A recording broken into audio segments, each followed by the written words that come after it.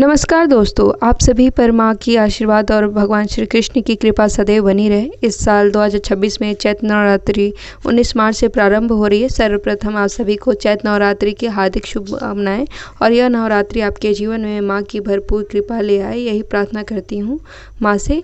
आज आप इस वीडियो में हम बात करने वाले हैं इस साल चैत्र नवरात्रि में माँ को कैसे प्रसन्न करें, कौन सा पाठ करें, किन मंत्रों का जाप करें, क्या करें, कैसे करना है, क्या नहीं करना है। जो पूरी वीडियो ध्यान से सुनिए और समझिए।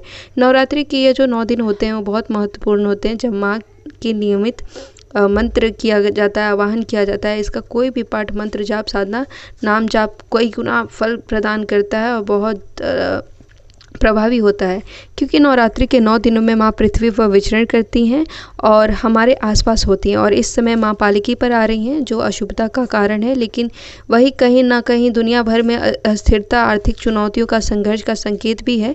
लेकिन इन चुनौतियों को, इन संघर्षों को उबरने के अचूक ब्रह्मास्त्र हमारे धर्म ग्रंथों में हैं।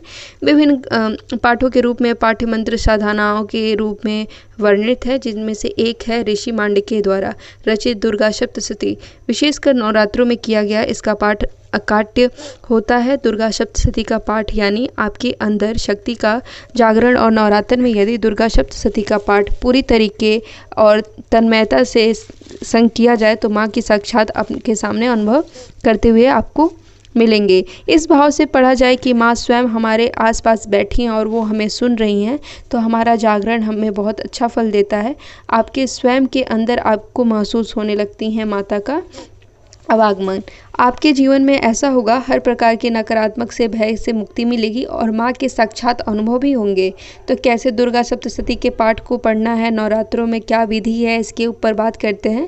दुर्गा सप्तशती को पढ़ने का एक तरीका है, जो रोज़ पूरे 9 दिन प्रत्येक दिन आप एक बार संपूर्ण दुर्गा सप्तशती का पाठ करें। लेकिन सबके लिए यह पॉसिबल नहीं है, क्योंकि हमसे कम से कम 3 से 4 घंटे इसमें लगते हैं। तो प्रत्येक दिन कुछ पाठों को बांट कर पढ़ा जाए तो पूरे 9 दिन में दुर्गा सप्तशती की एक संपूर्ण आवृत्ति आप पढ़ लेते हैं, और यह बहुत प्रभावी विधि है। दुर्गा सप्तशती के 13 अध्याय हैं, जो 3 भागों में बांटे गए हैं। सर्वप्रथम चरित्र, प्रथम अध्याय इसमें माँ काली इसकी देवी हैं, इनको समर्पित है। इसमें मधुकैटभ वध की कथा है। फिर माध्यम चरित्र, जिसमें दूसरा, तीसरा, चौथा अध्याय है, माँ महालक्ष्मी इसकी देवी हैं, महिषासुर वध की कथा इसमें वर्णित है। और तीसरा है उत्तम चरित्र, 5 के लेकर 13 अध्याय तक इसमें कथा वर्णित है, शुंभ निशुंभ के वध और सूरत और वैशव को मिले। माँ के वरदान के बारे में इसमें बताया गया है कि तो नवरात्रि के प्रथम दिन सर्वप्रथम तो आप चौकी की स्थापना और घट स्थापना कर लें। चौकी की स्थापना और घट स्थापना से संबंधित वीडियो का लिंक मैं डिस्क्रिप्शन में दे दूंगी, आप उसे क्लिक करके देख लीजिएगा अगर आपके पास उतना टाइम होगा तो।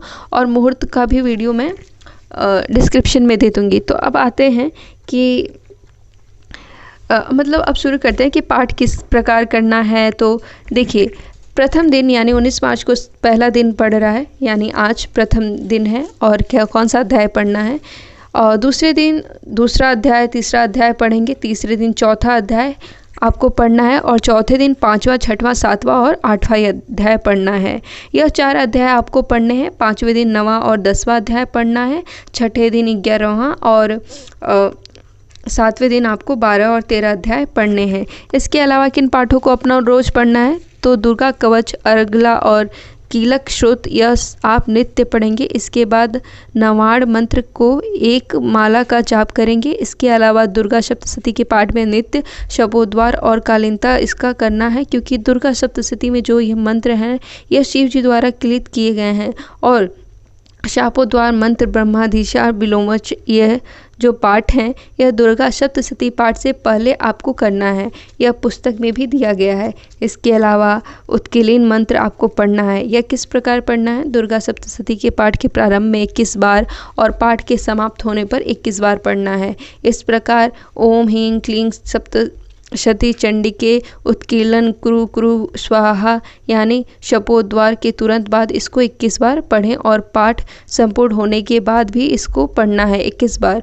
तो यह आपको नित्य करना है, शापोद्वार और उत्कीलन, ताकि जो भी आप पाठ कर रहे हैं उसका संपूर्ण फल आपको प्राप्त हो और यह इसका जो किलीन है वह हट जाए। 8वें दिन आपको तीनों रहस्य पढ़ने हैं। प्राथमिक रहस्य, वैकृत रहस्य और मूर्ति रहस्य। 9वें दिन सिद्धि कुंजिका स्रोत का पाठ पढ़ना है और साथ ही देवी अपराध क्षमापन स्रोत है, इसका भी आप पाठ करेंगे और माँ की आरती करेंगे।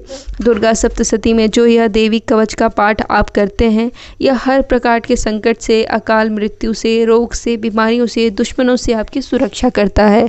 अगला स्रोत माँ महालक्ष्मी को समर्पित है और धन, ऐश्वर्य, सफलता, यश देने वाला स्रोत है। इसके अलावा कीलन स्रोत हर प्रकार की शुद्धियों प्रदान करने वाला भगवान शिव और माँ पार्वती की कृपा प्रदान करने वाला बेहद शक्तिशाली है। सिद्धि कुंजिका का पाठ यदि आप करते हैं तो यह कठिन रहस्यों के निवारण के लिए है। मनोकामना पूर्ति स्रोत के रूप में इसे जाना जाता है।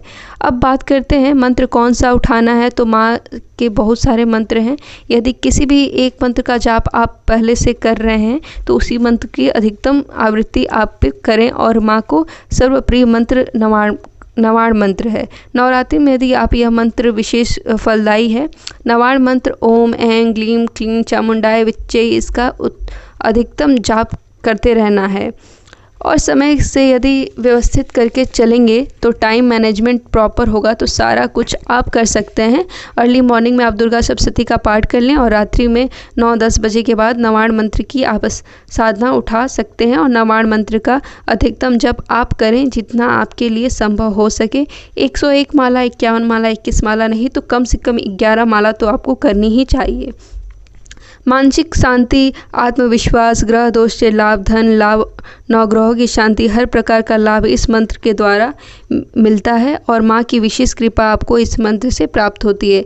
रुद्राक्ष या लाल चंदन की माला हर जो भी आपके पास हो उसको जाप करना है। भोग में जो नृत्य भोग लगाना आप चाहते हैं वो दुर्गा सप्तशती के पाठ करने के बाद माता को भोग लगा दें। आपको नृत्य माँ के को ज़रूर भोग लगाना है। इसके अलावा सामर्थ्य अनुसार आप ड्राई फ्रूट या माँ को लगाएं, मौसमी फल कुछ भी आप अर्पित कर सकते हैं, जो भी आप जितने के लिए आप सक्षम हो। मिठाई खीर माँ को अवश्य अर्पित करें। सूजी का हलवा माँ को बहुत प्रिय है। नवरात्रि में माँ की शक्तियाँ का उत्सव है तो धूमधाम से मनाएं। जिस प्रकार आप अपने घर में उत्सव मनाते हैं वैसे ही कुछ चीज़ों को ध्यान आपको अवश्य रखना है। नित्य पूजा के संकल्प आपको अवश्य लेना है।